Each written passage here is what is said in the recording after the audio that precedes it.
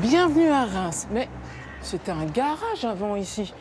Alors si nous sommes ici et pas ailleurs, c'est parce que le garage est devenu le jardin parallèle. Jardin pour l'herbe qu'il y a ici et parallèle parce qu'il s'agit maintenant d'une fabrique marionnettique et un laboratoire d'écriture nouvelle.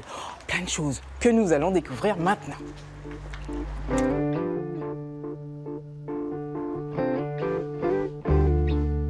Si je ne m'étais pas arrêté, je n'aurais jamais vu les transformations apportées dans l'ancien garage. Plus de cambouis, plus de cabines peinture et plus de voitures. Est-ce que Sarah t'a parlé de rajouter de la lumière à l'intérieur? Ou pas du tout? Non, Pas encore? pas encore. Qu'est-ce que vous préparez là exactement?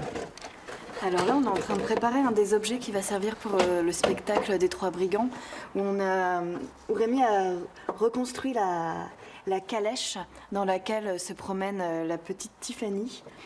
Et l'idée, c'est d'avoir une calèche téléguidée, télécommandée. Oui. C'est ça.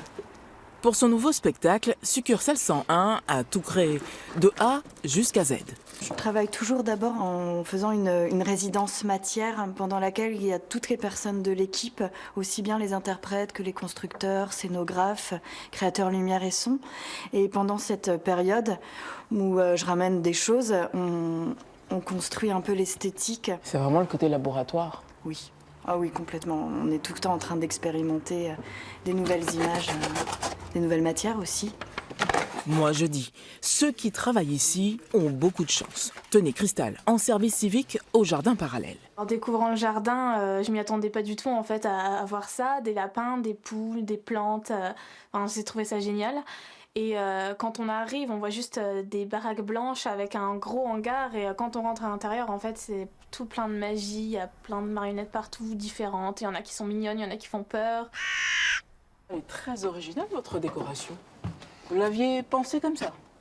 Alors, ce sont des objets qui ont tous eu une vie dans un spectacle, dans plusieurs spectacles, et qui ont été ensuite exposés dans ces boîtes avec des voiles et avec des lumières, et qu'on retrouve ici installés dans le jardin parallèle.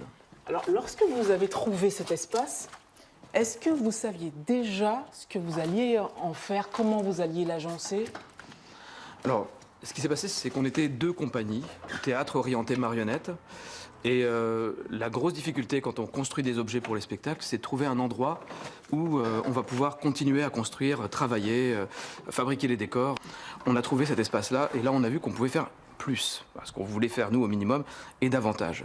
Et donc là on a orienté sur un lieu qui pouvait faire également de l'accueil pour des compagnies qui avaient les mêmes besoins que nous, à savoir les compagnies de théâtre et marionnettes. Là, sous le cube gris, la boîte noire du jardin parallèle et sa salle de spectacle. On a constaté qu'il y avait un besoin qui était permanent, c'était celui d'aller à l'atelier et d'aller au plateau. Et puis d'aller aussi à la table de dramaturgie. Donc c'est sur cette triangulation-là du travail qui avance en même temps quasiment qu'on a bâti le projet.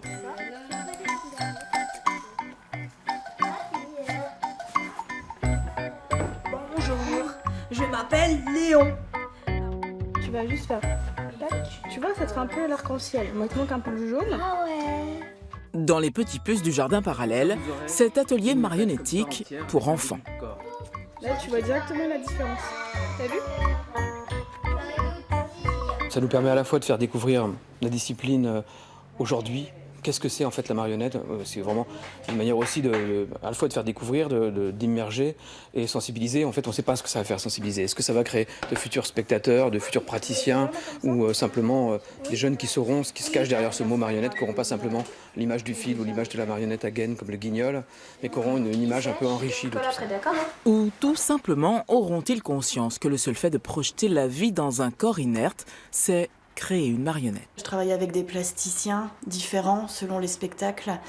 Récemment, on a travaillé pas mal sur le bois avec un marionnettiste brésilien qui a travaillé sur des marionnettes à fil.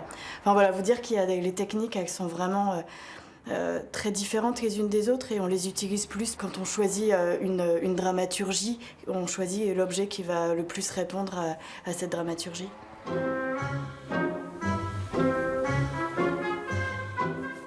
Petit.